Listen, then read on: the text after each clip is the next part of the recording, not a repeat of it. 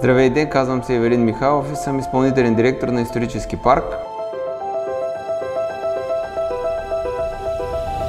Това е един много сложен проект. Беше нужно, за да го построим, да влезем в технологията на старите майстори, които са строяли плътни стени, каменни, с мазилки, с рисунки. И това нещо ни донесе един следващ проблем. Как да осветим исторически парк.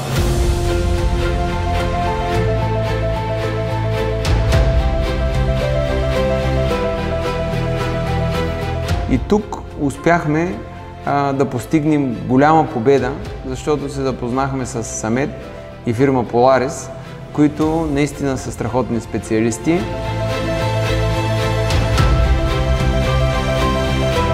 Самет дойде на място, видя нещата и ни предложи решения, които успяха да направят парка да е приказен вечерта. Ако през деня е исторически, то вечерта е приказен.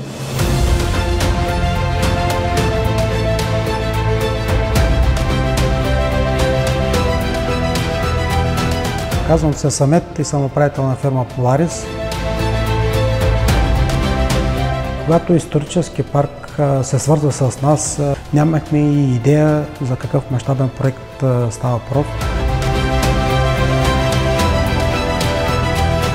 Искахме да пресъздадем осветлението от средновековието, тъй като тогава е нямало изкуствено осветление и хората се осветлявали с свещи. За подчертаване на дървото използвахме осветление в по-топлия нюанс.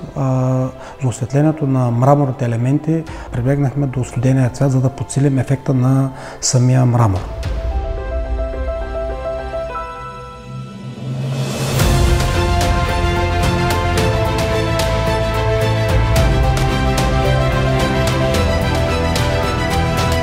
Много хора отбиват от магистралата само да спрат и да видят нещо, което наистина е вълшебно. Така че благодаря от цялото си сърце на Самет и на фирма Polaris за това, че ни помогнаха да подсилим ефекта на огромния труд, който сме вложили.